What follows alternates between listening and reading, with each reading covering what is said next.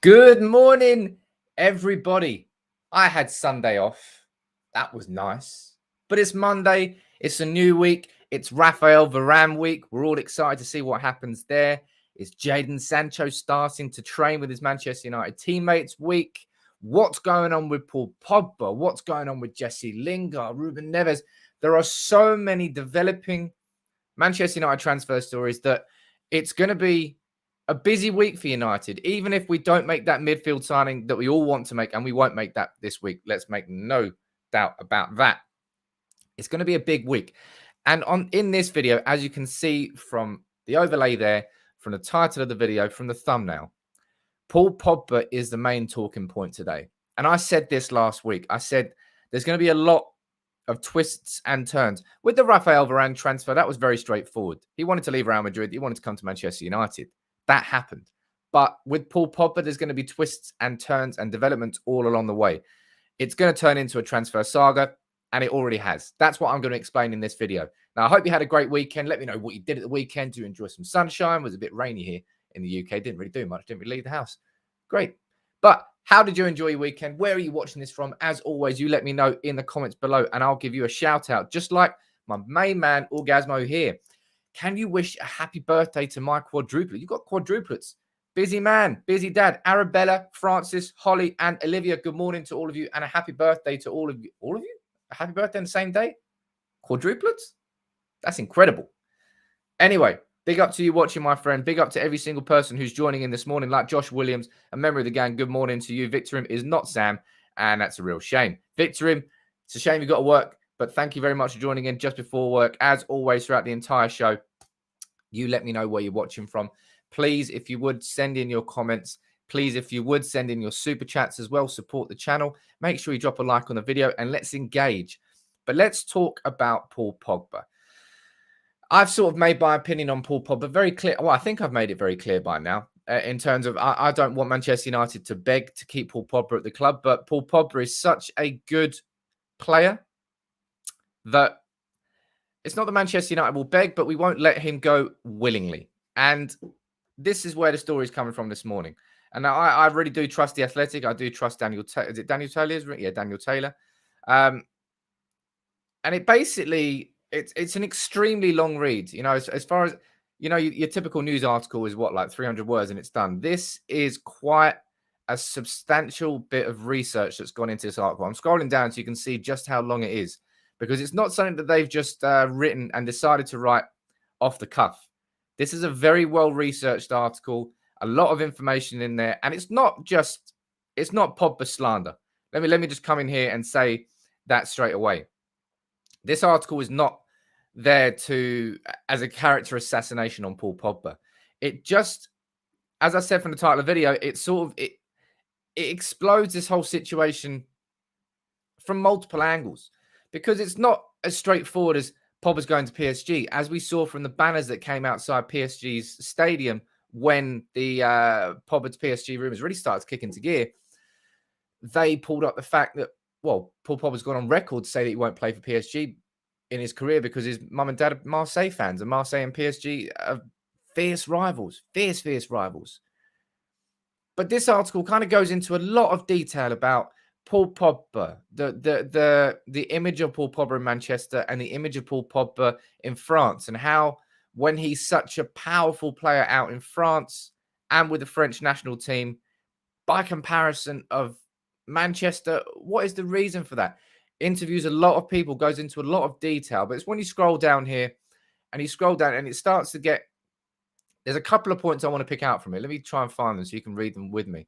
There goes talking about Pogba as a leader, talking about Paul Pogba at Euro 2020, how he was, you know, this is a good point here. There is a little bit of something to take into account with Paul Pogba in how he's perceived in France right now, is everyone's still pissed off about everything that happened at Euro 2020 in France. So there's maybe slightly exaggerated in that sense alone. But this is where people call him a leader, but he's not a real leader. He's only a leader when things are going well, says one leading French commentator. Feds say Pogba should be described in a different context. This is such a bloody long article. I can't find the fucking point I want to talk about. My God, blah, blah, blah, blah, blah, blah. Jeez. Here we go. This bit here.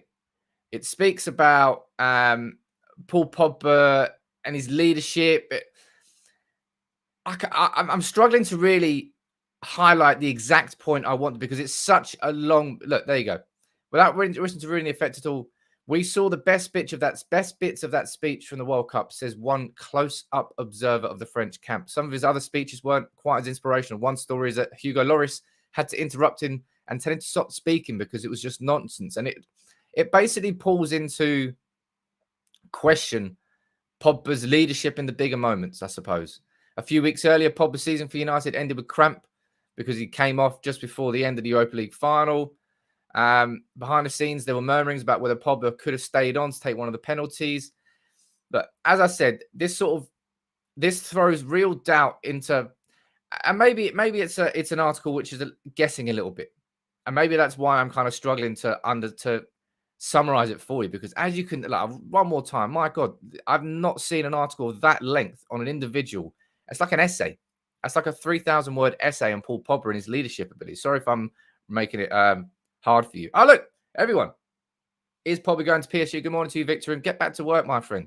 I don't know whether Pogba's going to PSG, but this really does throw into doubt his, not doubt, it raises question marks everywhere. And unfortunately, that's what you get, whatever direction you look with Paul Pogba right now, there's just question marks over everything. Will he stay at Man United? Will he stay this season, the whole season? Will he leave in January? Do PSG want him?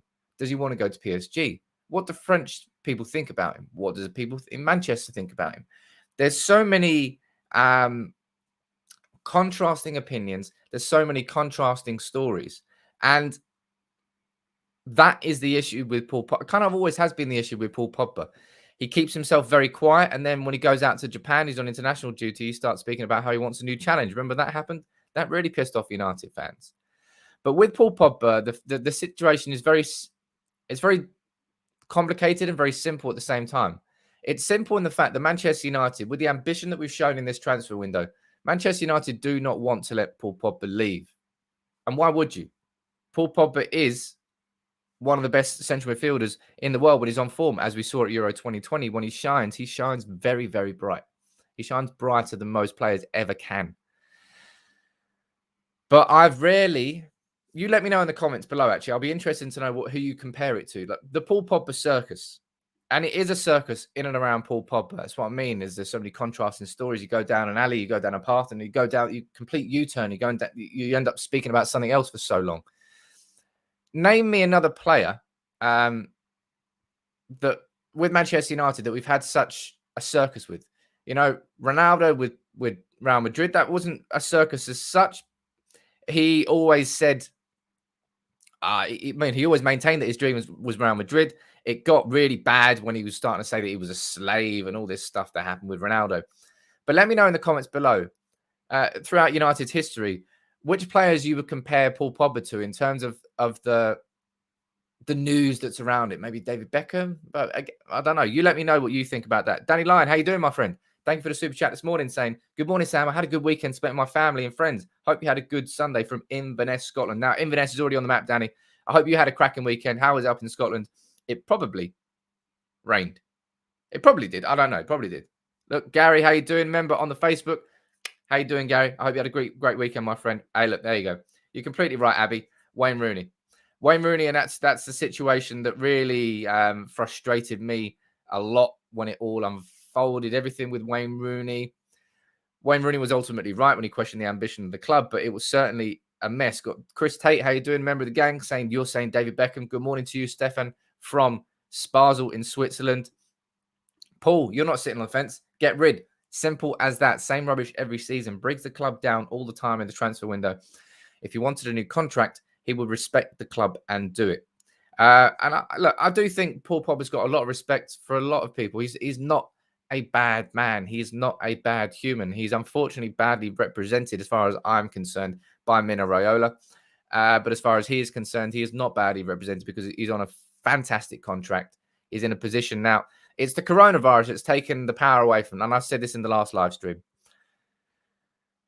the power's been taken away from him because Barca can't afford him, Real Madrid can't afford him. PSG is the only club who realistically are going to sign Paul Pogba this summer if he is going to leave Manchester United. That is not a situation that he would have expected. Now, Beats, you're saying I've been spun by the media. I've not been spun by the media. I'm basing my opinion on what I have seen Paul Pogba do at Manchester United since he rejoined Juventus. And remember that saga that happened that summer as well. Jeez, that was a long saga with Paul Pogba and Manchester United. And when he actually rejoined, lasted all summer long. And then Pogba happened. We had him with the video there. That was a terrible example of the video. I actually loved his announcement video with Stormzy. It's probably one of my favorite big announcement videos. Look, Beats, again, I keep seeing your name popping up, Beats. Don't spam the comments too much. You're saying we promised him success. Cool, we promised him success. We bought in Pogba's had to go through. Well, Mourinho really didn't help him. It's such a, and this is the thing. Paul Pogba is a Manchester United player. Paul Pogba and the whole transfer situation. It's going to cause more debate and split the fans more than anybody else at Manchester United by some distance. And I think, Abby, you were right with a comparison to the Rooney situation. I would say that's probably the fairest comparison because Rooney, he split everybody throughout the entire time at United as well. When he got towards the end of his United career, everybody kind of United is probably the wrong word, but everybody felt that Rooney was, that meme. That's not the meme. The cliche, like if you stay a hero too long, you become the villain, sort of thing.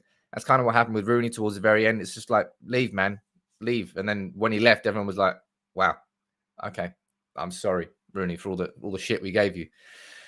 But Paul Pogba, as I said, if you're a subscriber, I'm not sponsored by The Athletic. I read The Athletic and I'm a subscriber. I would encourage you to go and read this really, really long read on Paul Pogba, looking at his leadership, looking at what they're saying in France, what they're saying everywhere. And if you look at what's happening at Manchester United right now, Paul Pogba's coming back to training today. And so is Jaden Sancho, by the way, baby.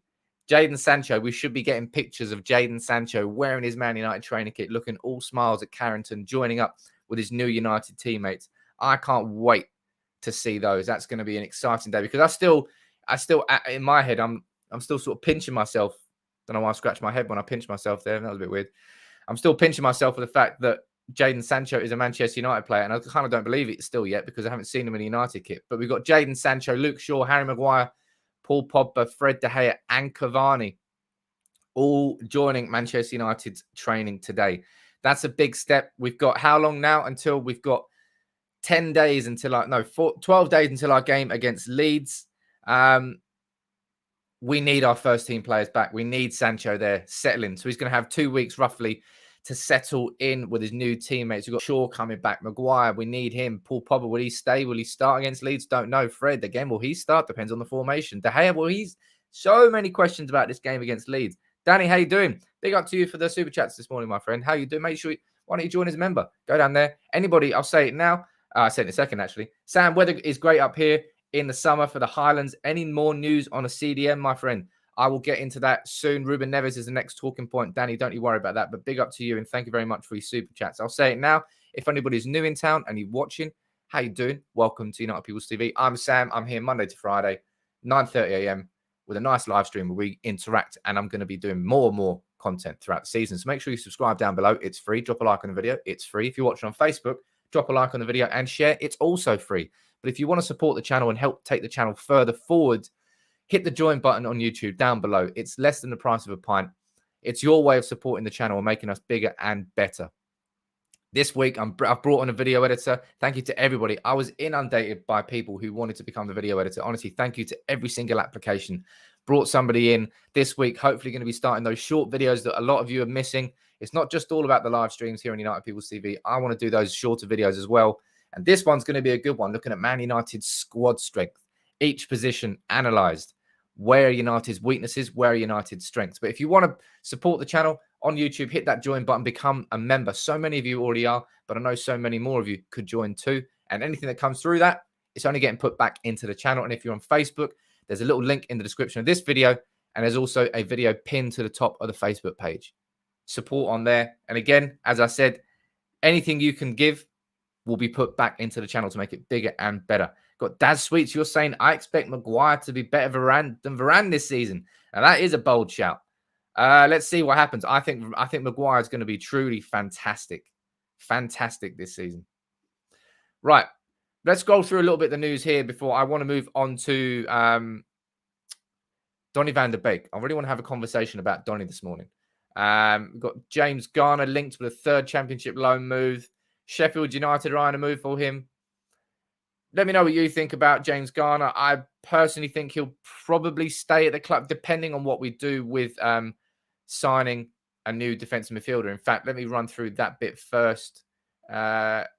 We've got Ruben Neves. So many of you ask about Ruben Neves. So many want updates on Ruben Neves. He spoke after the game against Wolves. I personally, don't look into this too much. I wouldn't say this is any sort of transfer blow for Ruben Neves or anything like that. It's just him speaking. It's like someone speaking to MUTV. What are they going to give you? And you really think MUTV are going to air anything that's not pro-Manchester United? It's the propaganda section of the channel.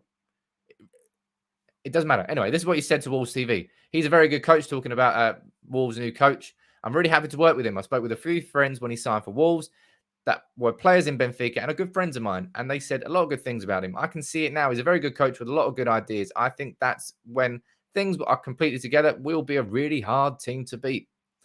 But Ruben Neves is a very... He owes his status... Not owes, that's unfair. But the fact that Ruben Neves has become the player he has become by joining Wolves and being at Wolves, he owes a lot to Wolves, and he's got a great relationship with Wolves. He's not going to throw Wolves under the bus in any way, shape or form. And that's the real thing I got when I spoke to Tom Boff from Wolves blog. Lifelong Wolves fan who really gave me that insight into the character of Ruben Neves. And he's a very respectful person, a bit like Raphael Varane at Real Madrid. He was very respectful in how he left, and that's what happened there. And the same thing will happen with Ruben Neves. He's not going to force a move away. What Tom Boff was saying is that if you're looking at all of Wolves' promotional content for this season, he's saying, look, I hardly see Ruben Neves involved in it. I don't think he'll force a move, but he's agitating for a move behind the scenes. With Ruben Neves, it's such a shame that nothing can really massively develop on Neves, apparently, really, until the Paul Pogba situation properly unfolds. Because if Paul Pogba stays, our requirements in midfield are maybe different than if Paul Pogba leaves. So there's not really a major update. Danny, you're asking for it. There's not really a major update on Ruben Neves. There's not a major update on Eduardo Camavinga. You got Fabrizio saying, look, he's probably going to wait until next summer where he knows he's going to get more options, because Spain is somewhere that he doesn't want to rule out. But right now he has to rule out a move to Spain because Barcelona can't afford him because they can't sign anybody. Real Madrid can't afford him because they can't really sign anybody. Therefore, wait until he's a free transfer and he brings Barca and Real Madrid to the table, which you can't do this year. So I personally think from that perspective, we can expect this Camavinga situation to delay itself until next summer, and maybe United will be back in for him then. I still personally think that we should go in with a 30 to 40 million bid this summer, and then Ren go, oh, we've got to really think about this. But with Ruben Neves, it's all a little bit quiet at the moment, and that's a shame. But someone who I think there's going to be a real... I can't wait to see. I actually said on record, I think, look, Aaron Wan-Bissaka is probably going to be the most improved player at Manchester United this season. But I think there's going to be one that you really have to discuss that may well be better, and that's Donny van der Beek. Let's have a discussion about him.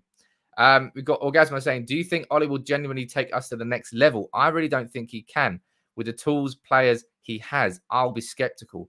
It's a very interesting question from Orgasmo. Look, because you sent a super chat, my friend, let's have a quick discussion about that.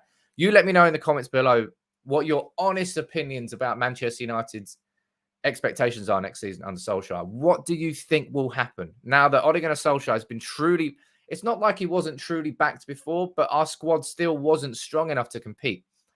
It is now. And if we get a defensive midfielder, it's complete. See, we got a new member, Sumya Chakraborty. How you doing, my friend? Good morning to you. Thank you very much for joining and becoming part of the family. You leave a comment and I'll try and give you a shout out. But head back to the question that Orgasmo is asking. Because he's 4 daughters. 4 daughters? Francis might be a boy. 4 children are watching. What do you think about Solskjaer's chances and whether or not Manchester United can truly challenge? Like, I know you don't want to play devil's advocate, but I think it's a fair question because the expectations at Manchester United now have to be different and have to change because our squad is on a different level now to where it was last season because of the signings we've made. Let me see here.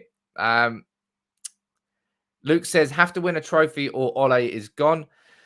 I would disagree with that, Luke, because if you could have said the same thing last season and we lost in the Europa League final, it's not the measure of success. Is he gone if he doesn't win a trophy? Look, okay, right. Let me read a few of them out here before I give you my opinion. Stephen, Stefan's saying, I think Ole will bring the team forward. He now has the stability in defence. I think we'll be able to play for the title. Has to finish in top 4 and win a trophy or 2. You got Surendran saying Ole has steered us in the right direction. No one's doubting that. Let's have a look. Oh, look, there you go. Sumi, I watch him from Calcutta in India. Do you think we need to play McFred now? We have Varane and Maguire. I'll be honest, no, I don't. I think we need to switch to a 4-3-3, but for us to do that, we need to sign a defensive midfielder. Let's have a look. Ben, I replied to what I said on Rory Jennings' comments. Every Premier League has a superb defensive mid. We don't have it. Don't expect to win the league. It's something I've maintained. Ben, you know I've maintained that exact point of view for about 6 to 8 months. A long, long time. Martin, you're saying, unfortunately, I don't think Ole has got the tactical tools to take us to the next level. So, Orgasmo, in answer to your question, as you can see, it's going to be some split comments. My personal opinion is that I think we're going to see, my hopes are that we are really going to see a massive switch this season with Manchester United. A huge switch from I think it's fair to say that in a lot of games last season, we were pragmatic when we went into it with the starting 11, and we were pragmatic in how we approached a lot of the games. It's why we went 1-0 down, but we had the resolve and the quality in attack to overturn that. That's why we came from behind. Was it a record times? Our record away from home is unreal. This season, what we need to see is Man United on the front foot. Man United aggressive from the beginning, not going 1-0 down, going 1-0 up and holding that 1-0 lead. That's where we need to play with a higher line. That's why Varane comes in and changes that. That's why we need to have a huge problem. And honestly, this is one of the biggest problems tactically that we had last season. Man United moved the ball so quickly from defense to attack because we didn't have a midfield that was just comfortable knocking it around, doing 10, 20 passes, not Wan-Bissaka, back to Lindelof, back to Maguire, back to Shaw, to Fred, back to Maguire. Not that like easy possession. United knocking it in and around the midfield, little passes, short 1-2s. That football didn't really exist at United last year because our midfield wasn't comfortable enough to do that. That's where we need to get a shift. And that's if we do that, that's where we start to get a grip on games. We won't just be backed into our own back four. We get pressed, we kick it long, we defend. That's what we did so often last year. We need to see United controlling the midfield more often. And that's where I personally think we're going to see a real second season, the opposite of a second season syndrome. Because second season syndrome, you're like, oh, things are going to go downhill. I think things are going to go vertically uphill for Van der Beek. As you can see, he's put on a bit of beef. He's put on a bit of muscle. Van der Beek was a very slender player when he came from Ajax. It suited him in the Eredivisie. It wasn't as physically a demanding league. And I know people say that, and it's a bit cliche to say that about the Premier League, but it is more physical. It is an intense league. And therefore, you need to be able to adapt to that. We didn't really give him the opportunity to massively adapt to that. But look, this is an article on The Athletic again. This is from Adam Crafton. Wow, it's another it's not as long, another long one. It's basically, it goes into a lot of detail about how Donny van der Beek, he enlisted, he wanted to put on lean muscle. He enlisted like an elite level physio concept, went on to a hard training program. Bear in mind that he had such a frustrating year at Manchester United, then went to Euro 2020 with the ambition of using that as something that he can really, put the negativity of last season behind him. And then he goes and gets injured. And it could have been a summer where Donny van der Beek sulked and mourned his own losses of a year of his career. But instead, like Anthony Elanga did, he used this summer to prepare himself for the opportunity that's going to come his way. And Donny has put some beef on. He's certainly Donny van der Bulk, we'll call him now in the comments. I saw that. I like that. Donny van der Bulk with an upside down captain's armband. That was hilarious. But I think we're going to see a different side to him. And certainly when it comes to Paul Pogba's future, I think I'm not saying, I've said this, I'll go on record, I'll go full screen here. I don't think that Donny van der Beek is going to replace Paul Pogba because I don't think Paul Pogba is replaceable. But if Paul Pogba was to leave, I think you're going to see Donny van der Beek step up massively and fill those shoes and fill a lot of what Paul Pogba does. And if we were to sign a proper defensive midfielder, I just don't think we would miss Paul Pogba as much as people think we might. Orgasmo, going back to your point here, my friend, you're saying for me, finishing top four is not progress. We need to win something, whether it's the UCL or the Premier League. The ambition this season, absolutely is to win the Premier League and to win the Champions League. For me, I want Manchester United to be in the title race come April. I want us to be within 3 to 5 points or at the top or right on the edge of being in that title race. We have to go toe-to-toe. We have to show that we have the ability to compete. Winning the Champions League, hey, look, anything can happen, man. It's knockout football. This year, the away goals aren't there anymore. But anything can happen in cup football. It's showing yourself. For me, it's the Premier League. You know, I think the Champions League, if it happens, it will be brilliant. It will be absolutely outstanding, and it would transform things. You know, because the Premier League and the Champions League are the two trophies that have eluded us since Fergie retired. We've won the Europa League, we've won the FA Cup, we've won the League Cup. That doesn't really change the mentality of United or the impression of United in the eyes of other fans. It's the Champions League and the Premier League. So it has to be one of those two. For me, I want to see it more in the Premier League this year. Got Sumia saying Premier League expectation within the title race to the last game or the one before. See, I think that will be progress. I genuinely think that will be progress. And it will be disappointing to see Man United if we did that and lost it that late on. But we'll see. We can't expect us to go and do the double this year, but it's about building on what we saw last season. And I think Donny van der Beek, as Amir is saying there, Donny gaining weight and muscles, behold. Look, Daz, you're saying I think the extra strength will serve him well in the Premier League. I respect him for believing that. I respect him for using this summer to put himself into a better position than where he was last year. He could have very much gone the other way this summer, and nobody would have really begrudged him for doing it because it was such a disappointing year for him. And to have Euro 2020 and the injury on top of that, it was just like, come on, man. Cut me a break. But he didn't. He used that to his own advantage. And I think big respect to Donny van der Beek for doing that. And I actually can't wait to see what he does this season. I think it's going to be a great year for Donny. I think he's going to get plenty more starts. I think we're going to shift away from that. And Donny's future at United and the fact that he's going to play a more central role, it massively relies on the fact that we switch to this 4-3-3. Because if you switch away from playing two holding midfielders, there's a lot more opportunity for Van der Beek. Last year, when you're playing two holding mids, you had to play him in a double pivot, or you had to bring him on for Bruno Fernandes. You're not going to bring Bruno off, and you're not really going to play him in a double pivot. That's not his position.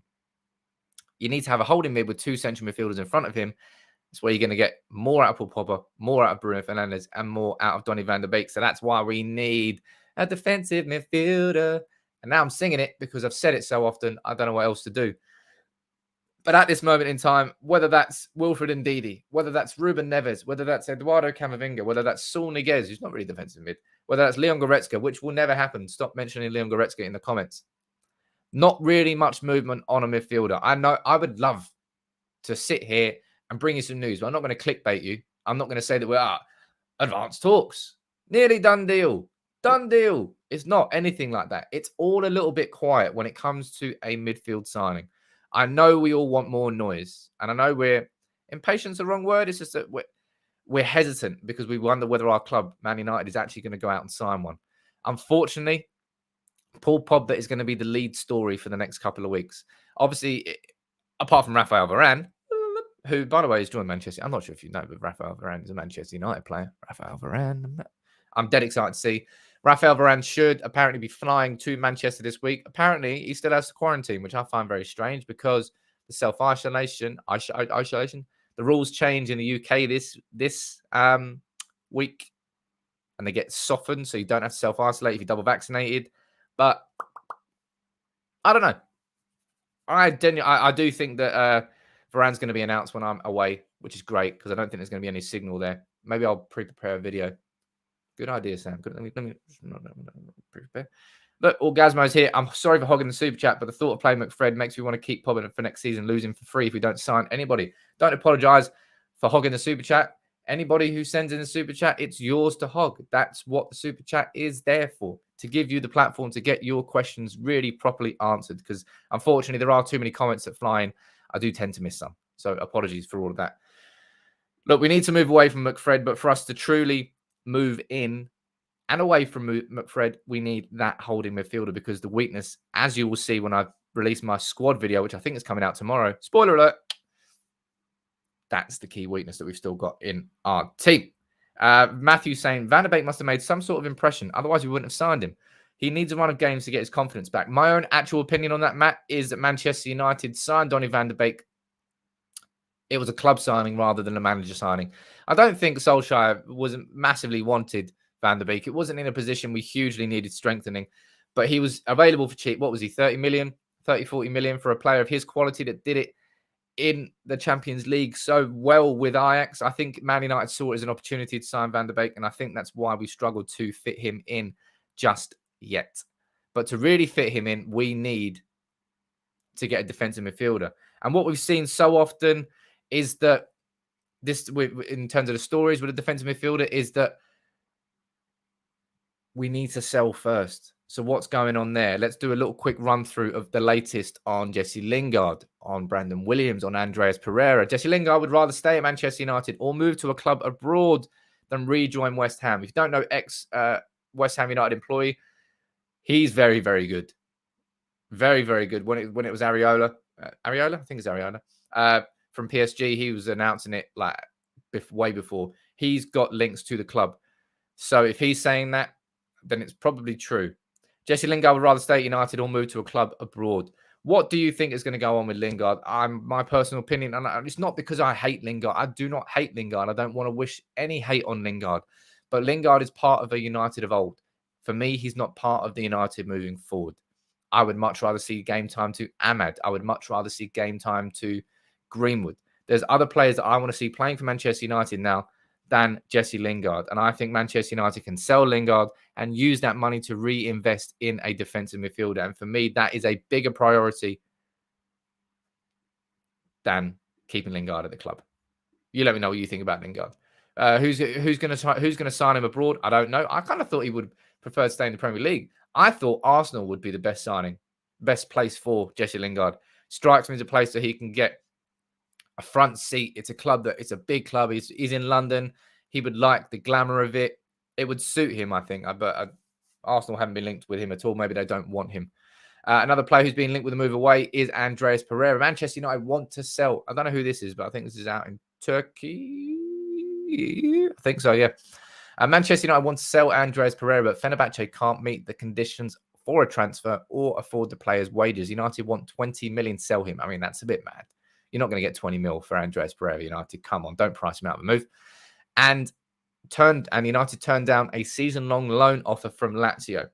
I don't think we can rule out a move from Lazio, but what United should be doing with Lazio, send him out on a season-long loan, but put an obligation to buy in there. It's the exact reason I've said about David De Gea. I don't think anyone's going to be able to afford David De Gea this summer, but if we loan him out with an obligation to buy, it's probably the easiest way to do it. Orgasmo saying, not Gooners, him at Leicester would be amazing. That's a great shout. But I don't think United would strengthen a rival. Hence why we can let him go to Arsenal. I mean, all jokes aside, Arsenal are not a rival this year. Arsenal are a mid-table team.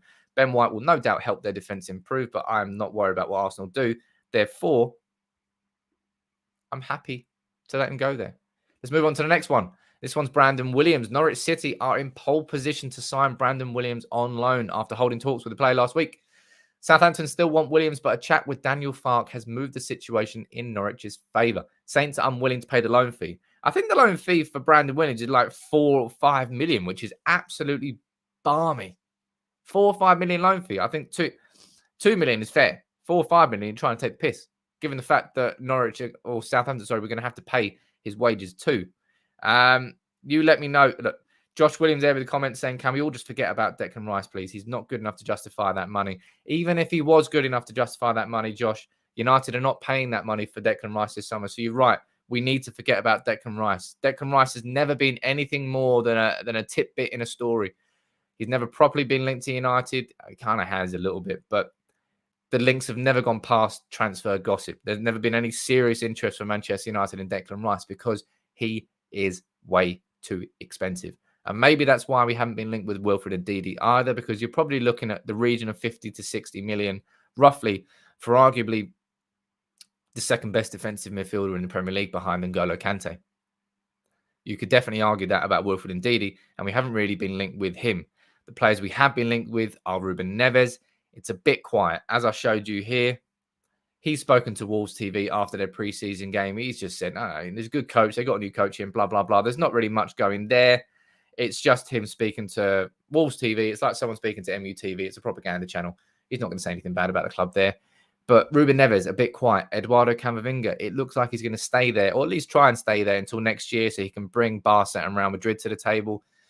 But if anybody goes in with a 30 million plus bids, Rennes will probably want to sell him because otherwise they're going to lose him for free. And for a club such as Rennes, of the size of Rennes, therefore, they would rather sell him for 30 million this summer. Absolutely. Before we quickly move on and I head back to the comments, if you're new, drop a like on the video, please, and subscribe if you are new. Why wouldn't you? It's free. Get involved. And also, if you want to support the channel, please fire in your super chats with your questions and also join as a member. There's a little join button down below. There's also a link in the description on the video on Facebook and on YouTube. It's literally the price of, it's half the price of a pint. Well, actually, no, more than half the price. You could probably get definitely north of Birmingham. You can get a pint for £3.50. That's all it is. And any money that comes in, it helps the channel. I'm reinvesting it back into the channel to make it bigger and better. And you're helping me do that. And I can't wait to see what happens this season. Already brought in a video editor. I'm launching a podcast soon as well. That's been in the works pipeline for a long time.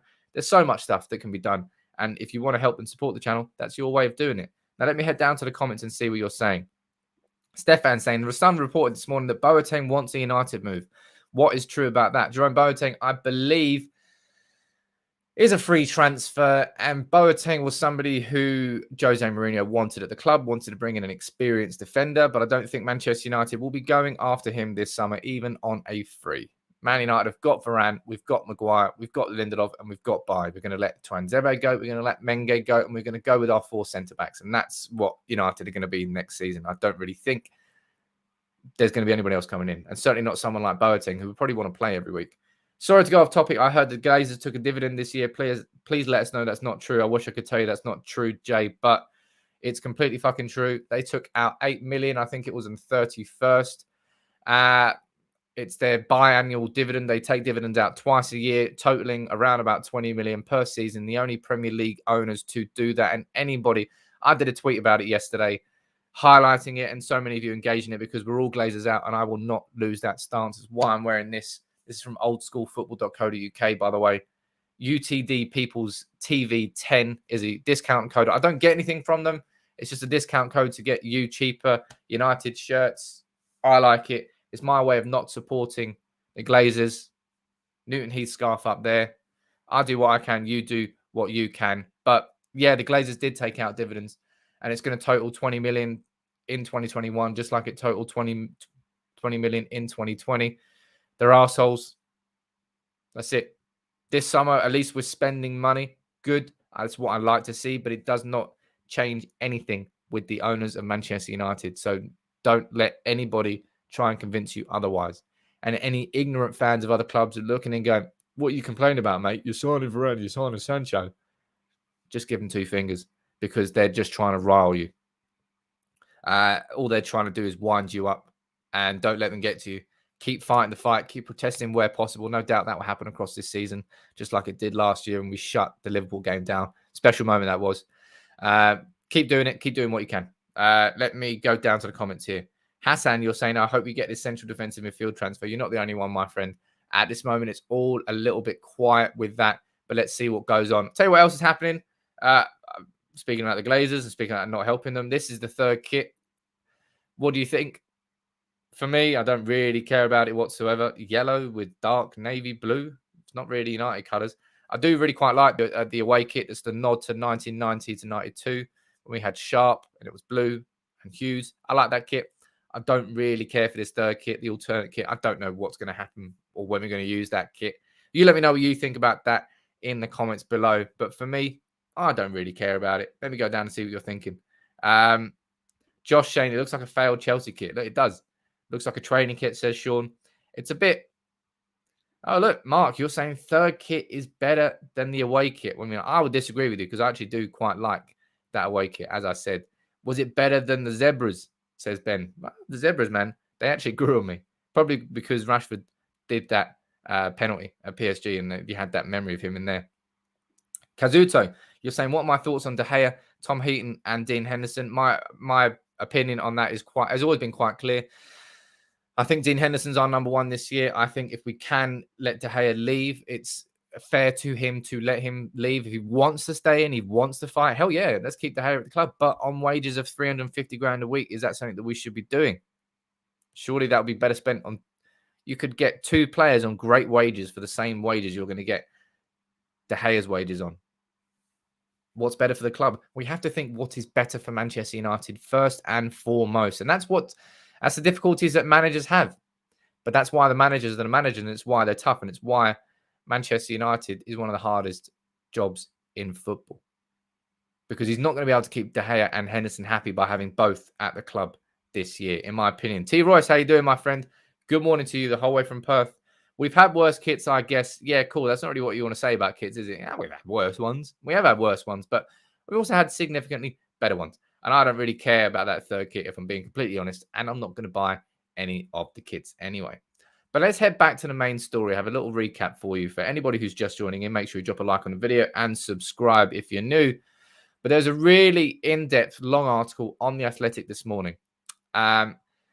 Basically talking about what is the perception of Paul Pogba out in France. Goes into a lot of detail about his leadership, what's seen out in France, what's seen out in Manchester. Why does the story differ? Are there two different versions of Pogba? And it just goes to show that this is going to be a long transfer saga. This Paul Pogba situation is not going to... My gut tells me it's probably not going to go away this summer. And that this is going to drag in throughout the season. And therefore, it's going to be hanging over United. It's going to be a talking point. Whenever Paul Pogba has a barnstorming game and score... Look, say, for example, hypothetically, Paul Pogba stays and he plays for United next season. And he starts against Leeds and he scores against Leeds and he celebrates. Everyone's like, oh, look, Paul Pogba loves the club. He wants to stay. And then next week, he has a bad game. And then Solskjaer subs him in the 65th minute and he sulks and he trots off like that. Then the stories are all going to be like, Paul Pogba's fallen out with Solskjaer. What's going on there? And it's going to be a story and it's going to circulate every single week. And it's going to be a distraction for Manchester United next season. If Paul Pogba stays and doesn't sign a contract before this transfer window is over, it's going to be a massive distraction next season for Solskjaer and for Man United, which I don't want. But that could happen. Could very much happen because I think Paul Pogba is going to be hedging his bets, man, because he's got Varane now at Man United. And apparently Varane spoke to Pogba in depth before he joined. So Varane probably getting some good words from Paul Pogba about what Manchester United is as a club. And as a club, we're in the best position right now than we have been for a long, long time, haven't we? Because things really are on the up. There's a few comments coming down here from some members. And as always, if you don't know, I'm sure I've mentioned it before, but as a member on the channel, of all the other benefits you get, you always get priority readouts in the comments, which is why I'm reading out so many member comments. I think Pogba will stay, says Stefan. He sees the development at the club. If we hadn't made all these transfers, he would leave. I completely agree with you on that. I think we've shown ambition this summer, which should match the ambition of Paul Pogba. He's won the World Cup, ladies and gents. He's won literally the pinnacle of football. He's tasted that silverware. Well, goldware, actually. And he wants that. And he's tasted that with Juventus multiple times, multiple Scudettos. Hasn't won the Champions League. It's always eluded him. He wants to win that. Probably shouldn't go PSG if you want to win the Champions League, mate. They haven't won it either. Oh. We've got Josh. You're saying Pogba definitely loves the club. That club was the problem. We weren't matching the expectations he had when we were coming in. Now we're moving towards that. And I do think that Man United have probably broken some promises that were given to Paul Pogba when he did rejoin. And things have just been messy since he rejoined. He joined under Mourinho. That huge fallout with Pogba versus Mourinho. So many of us back Pogba over Mourinho. Then is he the circus? Who's the blah, blah? Who's the virus? Pogba the virus. It all went out. Then Mourinho left and Solskjaer came in and Pogba was brilliant in those first 3 months. Then his form fell off a cliff. And it's just been like a heart monitor in a up and down like that. That's what it's been like with Paul Pogba. It's not been a consistent curve upwards. And that's been the frustrations. But when he's great, he's great. And that's why Manchester United aren't just letting him go, aren't just letting him just disappear like any other player. It's because players like Paul Pogba aren't around that often. Ozzy, how you doing, my friend? Comment from you there saying, after today, can we not talk about Paul Pogba anymore? Stays, he goes, who cares? United till I die. Unfortunately, Ozzy, Paul Pogba is going to be the main story for a good few weeks now. I know we all want it to be. We all want it to be Manchester United, signing a defensive midfielder. But until we get the situation sorted, I don't know. Got Matt Planky saying, good morning. Just got my new United shirt from Old School Football. Thanks for the code. You're welcome, Matt. I hope you like it. I hope you enjoy it. And look, I like it. I think this one's from the 63? Something like that. Old school crests, no sponsors, nice design, fits me well. I'd encourage you to get them. They're really cool. Surrendering, how you doing, my friend? You join the squad. It's an excellent choice. Leave me a comment, my friend. Let me know where you're watching this from. Now, you let me know in the comments before I wrap up any big questions you want to ask me that I haven't really spoken about in this stream. You let me fire your questions in the comments. If you really want to ask it, fire it in a super chat, and I definitely won't miss it. And I'll say one more time, if you want to join Surrendran as a member, there's a little, just leave a comment down, not leave a comment, hit the join button down below.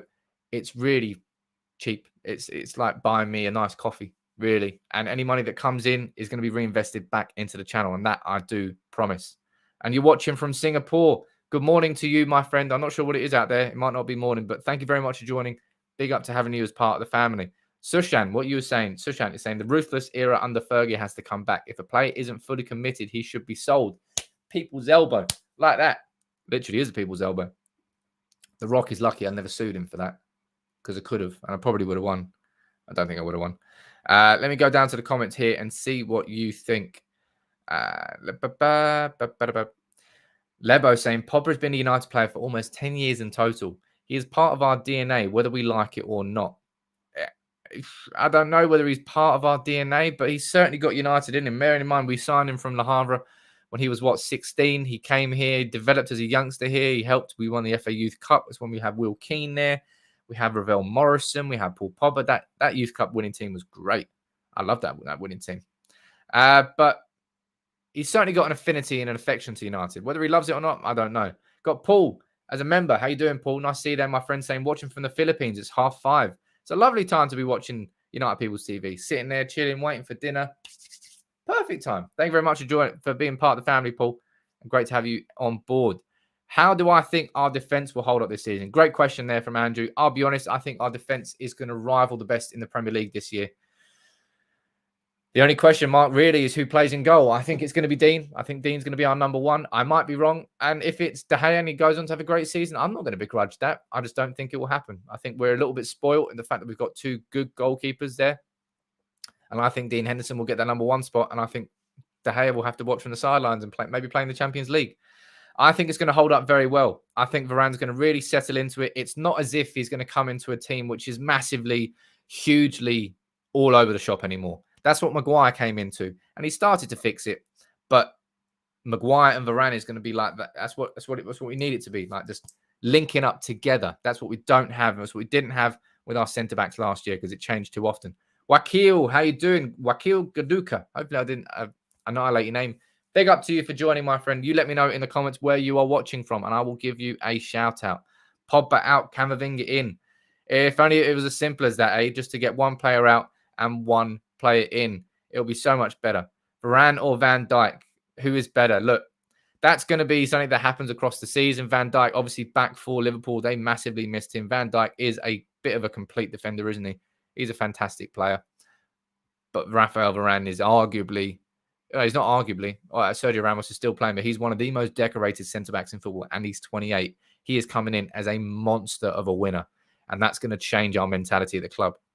I've got a comment here saying, what do you think about the statement that Pogba is willing to commit long-term, but not willing to commit to signing a contract this summer? Surrendran, it makes sense to me because if that's true, Paul Pogba wants to see how this new United team plays with Varane and with Sancho. If we start storming it, he won't want to leave. But if it doesn't, and I don't think we should give him the opportunity to have that privilege. It's like seeing the flop for free in poker. You have to pay to see the flop. You don't always have to. Sometimes everyone checks. But what Paul Pogba is trying to do now is check through when someone's already laid a bet down. And that's not really fair. That's not how it works. That's what Paul Pogba is doing. He's trying to peep into the future, and he doesn't want to commit. He wants more. He wants a surer bet, really. Whereas he's got to take a gamble somewhere. He's got to take a gamble in staying at United. He's got to take a gamble in leaving United. You don't get the opportunity to just eke into the season and then give yourself a better bet. It would suit you, but it wouldn't suit United. As I said, that would hang over United all year long. Christoph, how you doing, my friend? Just joined. What are we talking about? That is a truly horrendous avatar you've got there, and I'm going to have to get you off screen for that. We're talking about Paul Pogba. We've spoken about Ruben Neves. We've spoken about Van der Beek and how his season, I think, is going to be much better this year. I think he's probably going to be our most improved player. We talked about Lingard, Pereira, and Williams' exits from the club. We had a little conversation. Look, exactly that. Propagator, sorry. He's hedging his bets. Paul Pogba is hedging his bets. But we had a nice full conversation this morning. And unfortunately, as it has been today, Paul Pogba is going to be the big talking point. I don't want it to be the big talking point. I'm bored of it. I'm already bored of it. You're already bored of it, but it will be. And with Neves, with Camavinga, with Sorniguez, Goretzka's not going to happen. With Ndidi, with anybody, with any midfielder that we're linked with, for me, it's all going to be behind Paul Pogba in the priority list of Manchester United. And given the fact that Paul Pogba as a circus would hang over us every single match week this season, I kind of understand why they're prioritizing that. But it seems like that's the focus of the club, is to get this Paul Pogba situation sorted. But as I've explained with this article, and it's why I titled this video about Paul Pogba transfer explosion, and it's confusing.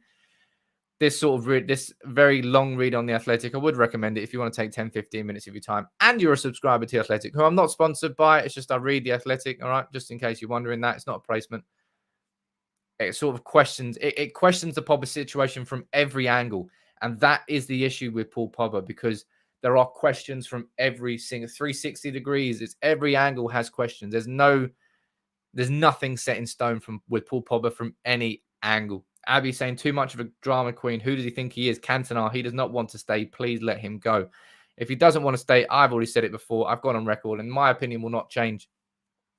If Paul Pogba wants to stay at Manchester United, I would love him at Manchester United. But if he doesn't want to be here, I don't want to see United beg, and he can get the fuck out. And Man United will move on. We will survive. We will more than survive. We will thrive without Paul Pogba, and he will regret leaving. But I don't want to see us beg. Don't want to see us beg. Aneem, weren't you sponsored by The Athletic? I was actually back in the day. Well, remember that, Aneem. You're an OG. Maybe you should join as a member. Get involved. Back in the day, I was sponsored by The Athletic, but not anymore. It's just I've still got my own subscription to The Athletic, and I like it. I like the articles that are on there. I like the journalists they have involved, and I think The Athletic are very reputable, just as reputable as Fabrizio Romano. So that's why I always value the content that comes from The Athletic. I like what they did and what they tried to do by breaking away from the traditional established newspapers and basically taking all the best journalists away. Apart from Neil Custis, poor Neil Custis. He doesn't write for The Athletic yet. If you're watching, Neil, you're never going to write for The Athletic, mate. Just stay the Sun. And I hope, if you've never watched Neil Custis, follow him on Twitter. There's nothing I like watching more than Neil Custis tweeting like an airline about how dare you not let me on the plane when I'm late. He's the most enjoyable journalist to poke fun at. Maybe I shouldn't be doing that. Maybe that's bullying. It's not bullying, but Neil, he's a strange bloke. He's a strange bloke anyway. Manuel, how you doing, my friend? You should join as a member from Bulgaria. I know you're from Bulgaria. Join him, get involved, my friend. I think Pogba's enjoying all the rumours right now, and it pisses me off. I think he's enjoying the noise around him because the more noise that happens, the more power that goes to Paul Pogba and their negotiation tactics. It's why I think last week we saw Mino Raiola go and throw a Liverpool grenade right out into the mix with no real credibility behind it. But what's going to piss United off the most? Right. Let's link Paul Pogba with the move to Liverpool. Let's see what that does. Let's see if that gives us a little bit more power in the negotiations. I think that's probably where the Liverpool rumours came from. And it's probably why there was no real substance to them, in my own opinion. Something that's really exciting this week. And let's finish on this. And this is a really exciting note. Jaden Sancho is joining Manchester United's training today. We're going to see Sancho back, Paul Pogba back. That might change things. Let's see what happens there. Luke Shaw, Harry Maguire, David De Gea, Edinson Cavani. Lots of Manchester United's first team players are coming back to training this week. And that is going to be exciting to see what happens. Then we've got the Everton game on the weekend. I don't think I'll be watching that because I'm not sure I'll be able to. But we're 12 days away from Leeds, so things have to start coming in. Pratik saying, I miss your old slick hairstyle, mate. So do I. That's why I'm going to the barbers on Wednesday. Thank you very much for pointing that out. Look, this monster grows so fast. I mean, I can't begrudge it. I'm happy I've still got hair, so let's not begrudge that. But I'll wrap this up for today. Thank you very much to every single one of you who joins in and has joined in during this live stream. There's still so many of you watching. If you would, please drop a like on the video. Subscribe if you are new. If you wanted to help the channel grow, join as a member on YouTube or Facebook. There's links in the descriptions of both of these videos. On YouTube, there's a little join button. It's like buying me a coffee, and any money that comes in is getting reinvested back into the channel. This week, we're bringing the short videos back to build on. So we're going to have all the lives Monday to Friday, 9:30 a.m. On top of that, we're bringing in hopefully 2 short videos per week. And on top of that, throughout the season, I'm going to be bringing in the match reactions, match previews maybe, tactical previews, predicted 11s, interviews. So much good quality stuff that we could do. But if you can help support the channel, it means the world to me. And obviously, don't forget about the giveaway. Where is it? Is it down here? There it is. Oh, look. The giveaway, baby. Look at that. Don't forget about the giveaway. I love this game from good old Patrice because he's such a big fan of the channel. I don't think he even knows about the channel. He might be. Little letter from Patrice in there. You know it by now. It's got a letter in there. It's got a bag in there. It's got a lovely pink hoodie. If you've got a missus, or maybe you look, real men wear pink. We all know that. If you want it, or you want it for your missus, all you need to do is join our Discord. I'll put the link in the description now. Where we go. You come on there. There's a giveaway channel on our Discord server. It's free to enter. It's free to join the Discord server. Go over there, get involved, drop a like on the post in there, which has the Evra giveaway. I'll be choosing a winner by the end of this week. And so many of you have entered, but so many of you still can. Orgasmo, 5 more minutes. Hey, look, man, I can't ignore you. You got quadruplets, right? Do you actually have quadruplets? If you've got quadruplets, then you are a hell of a dad. Big up to you, my friend. But let me head down to the comments here. Look, 5 more minutes. I'm just going to answer your questions. Fire in your questions into the comments. Anything you want me to answer that I haven't spoken about in this stream, because I don't really want to be speaking about Paul Pogba anymore. Van der Beek, I'm excited to see what happens with him next year. Ruben Neves, I'd love to sign him, but it's all a bit quiet with Neves. All a bit quiet with Camavinga or any defensive midfield signing right at this particular moment in time. Hopefully that changes, but right now it isn't. I think it does rely on us selling players. So Lingard, Pereira, and Williams' loan deal future. Yes, you need players to leave. And Lingard and Pereira, for me, are top of that list. Wow, you actually do have good stress levels. Mate, you are an absolute fantastic dad for having 4 and staying alive. David, what do I think about Donny as our central defensive midfielder? I think that is a terrible idea, David. No. Donny is not an individual holding midfielder. He never will be an individual holding midfielder, and he never should be considered an individual holding midfielder. That is what I think about that. He is much better as a central midfielder, and that is where you're going to get the best out of Donny. You've got Anuj saying, good morning. Just joined. We recap in a short time. Yes, we've just... Good morning to you, Anuj. We've just spoken about Paul Pogba.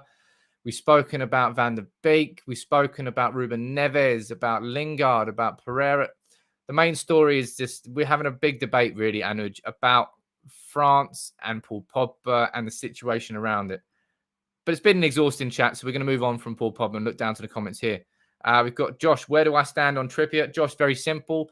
With Trippier, if we can get him for the right price, which for me is 15 million or thereabouts, he'd be a great signing, an excellent alternative to Aaron Wan-Bissaka. I could see Trippier getting used in certain games, and still Wan-Bissaka for me is our first choice, and I think he could learn a lot from him. Let's have a look down here in the comments. Haaland next season, says Kunal. That's going to be the transfer story next season. United should be going all out to sign him, and we will be. 75 million is the price. Solskjaer, he's Norwegian. We've got Sancho. There's a lot of reasons why United might be the right place for Haaland next year. It depends whether or not we can get him, because everybody is going to be in. Nonso, it's a great comment. Drop a like on the video. So many of you are watching. I bet you so many of you haven't dropped a like on the video. Why not, man? It's Monday. I know, it's probably because it's Monday, actually. But come on. Come on. Come on. Drop a like on the video. It's free. Do I think Pereira will go on loan, or will he be sold? I think if he's loaned, I think it'll be loaned with an obligation to buy, because he was loaned last year. There's no point loaning someone 2 years in a row. You may as well just sell him. Martial says, Avosa, I'm excited to see what happens with Martial this season. Martial, for me, is going to be far, far better. Far, far better than he was last year. And I don't really think it could be much worse, really. Orgasmo, how you doing, my friend? You're in great mood today. Big up to you. Signing Trippier will not help ARB. We were lucky with Tevez. Okay, that's a controversial opinion. I would disagree with you, Orgasmo. I think Kieran Trippier's got experience. He's got great experience with England. World Cup semi-final, World Cup Euros final, won La Liga last year with Atletico. He's established. He's certainly more rounded going forward. Excellent at set pieces. There's a lot I think Wan-Bissaka can learn from the attacking game with Kieran Trippier. And more importantly, like with Bruno last season, like with Rashford, we need to be able to rotate our team in and around and not lose the quality. If you take Wan-Bissaka out of the team, you go down to Dalot. And Dalot, as we've seen in preseason, and we've kind of seen from Dalot the whole time, he's nowhere near as good. And there's a huge drop-off. That drop-off wouldn't exist if you had Trippier there. Got Wakil. How you doing, my friend? This is the first comment from you saying, what are your thoughts on Elanga? Should Dan James be moved on for Elanga?